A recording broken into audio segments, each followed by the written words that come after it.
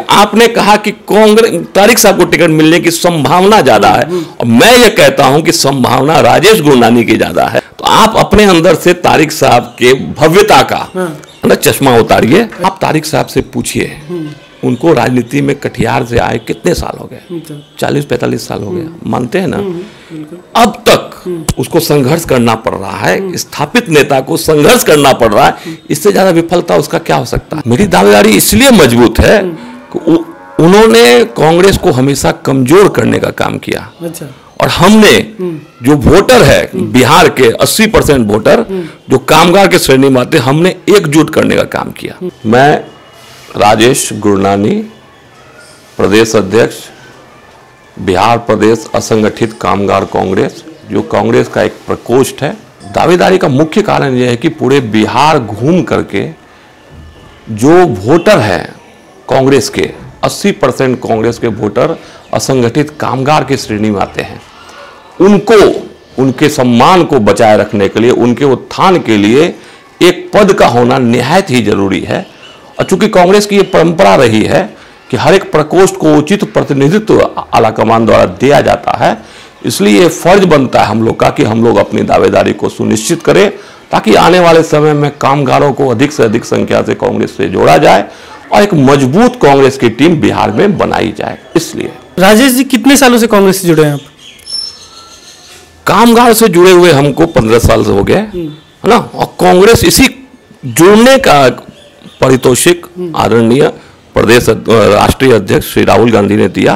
और एक नया प्रकोष्ठ जब कांग्रेस में बना तो इसको भली भांति चलाने के लिए बिहार का प्रतिनिधित्व माननीय राष्ट्रीय अध्यक्ष श्री राहुल गांधी द्वारा मुझे दिया गया, और अभी 1 साल पहले ही दिया गया। तो कांग्रेस से जुड़ाव 1 साल पहले से ही है। तारिक अनवर साहब सामने दावेदार हैं सबसे बड़े, और ज्यादा लग भी रहा है कि उन्हीं को टिकट मिलेगा।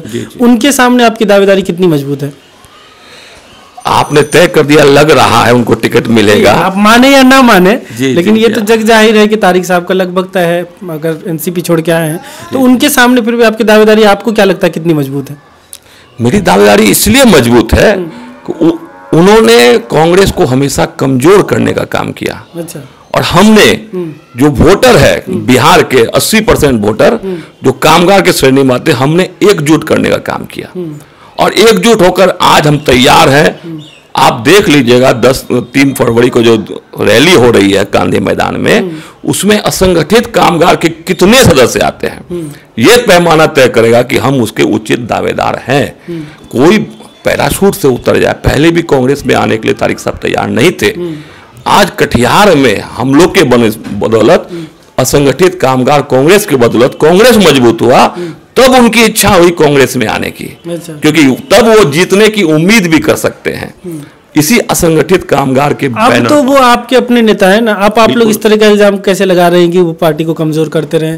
आपके अपने आदमी है ना? नहीं, बिल्कुल अपने हैं। अब तो माननीय राष्ट्रीय अध्यक्ष ने उनको कांग्रेस का पहनाया। हम लोग कांग्रेस के सिपाही होने के नाते पूरा निर्णय राष्ट्रीय अध्यक्ष श्री राहुल गांधी के तरफ छोड़ते हैं। उन्होंने जिसको टिकट दिया, आपने कहा कि कांग्रेस तारिक साहब को टिकट मिलने की संभावना ज्यादा है, और मैं ये कहता हूं कि संभावना राजेश गुरनानी की ज्यादा है।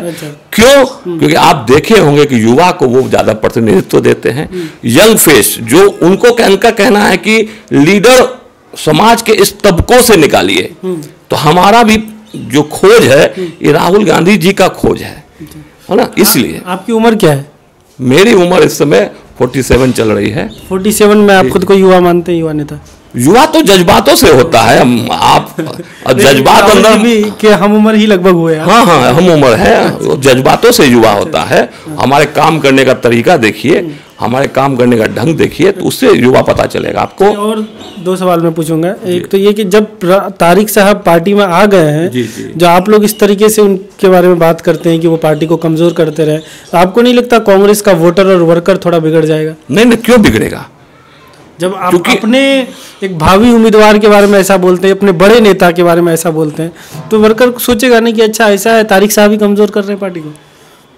पहले तो आप अपने लाल रंग का चश्मा पहनिएगा ना, तो दुनिया लाल दिखाई देगा आपको। तो आप अपने अंदर से तारिक साहब के भव्यता का ना चश्मा उतारिए। पहला मेरे अंदर है। अच्छा, मेरा ये कहना है कि वो बड़े नेता है, तो किस तरफ से बड़े नेता है? किस टाइप से बड़े नेता है, नाम से बड़े नेता है कि काम से बड़े नेता है। तो एक नेता का बड़प्पन किससे आप तौलते हैं, नाम से कि वो आप नहीं मानते कि वो कांग्रेस के बड़े नेता हैं? नहीं, बड़े नेता ऑलरेडी हैं। आप मेरे पे मुझे कह रहे हैं, इसलिए बोलेगा, आपने कहा, इसलिए हमने कहा कि आपका जो पैमाना है बड़प्पन का वो हो सकता है किसी कारणवश हो, लेकिन जमीनी स्तर पर जब आप देखिए 5 बार विधायक, 5 बार सांसद आपका रह चुका है। हाँ, उसको आप बड़ा नेता नहीं बोलिएगा तो किसको बोलिएगा? क्यों नहीं बोलेंगे?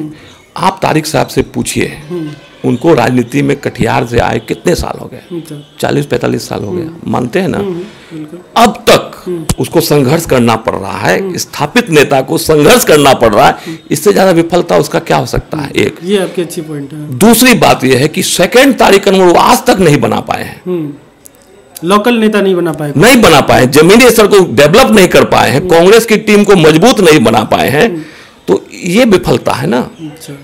आज गुरनानी आगे बढ़ रहा है तो मेरे साथ 3 गुरनानी 50 गुरनानी और आगे बढ़ रहे हैं, हम तैयार कर रहे हैं। हमको बता दीजिए, पिछले बार 2014 में गठबंधन हुआ विधानसभा का, है ना, 15 में विधानसभा गठबंधन हुआ, उनको आदरणीय लालू जी ने सीट ऑफर किया, क्यों नहीं लिए?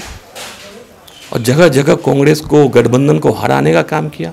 उनकी वजह से सोनिया गांधी प्रधानमंत्री नहीं बन पाई। अब पुरानी बातें भूल जाइए, अब तो आप क्या हो गए? ठीक, हम तो मान रहे हैं इस बात को। हम कहा आप आखिरी सवाल है, परत खोल रहे हैं तो हम परत खोलने के लिए तैयार हैं। आखिरी सवाल है मेरा कि ये आपको अगर मौका मिलता है, राजेश गुरनानी जी को अगर मौका मिलता है, क्या अलग करेंगे कटिहार के लिए, कैसे अलग करेंगे? आप देख लीजिए कटिहार का स्थिति, आप या तो वाकिफ नहीं है। मैं कहता था कि हाँ वाकिफ, आप अलग क्या करेंगे?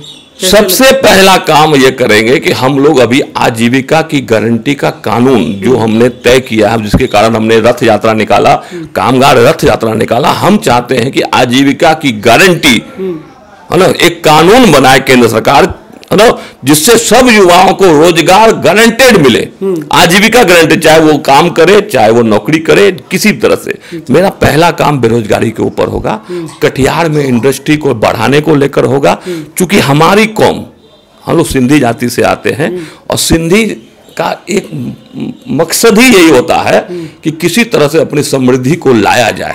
हम लोग पाकिस्तान से आए हुए लोग हैं और इंडिया आकर के आज भी समृद्ध बने हैं, तो वो समृद्धता का जो मंत्र है ये कटिहार को देना चाहते हैं, ताकि यहाँ बेरोजगारी नहीं हो, समृद्धि आए और लोग कटिहार छोड़ के नहीं जाए, ये व्यवस्था करेंगे हम।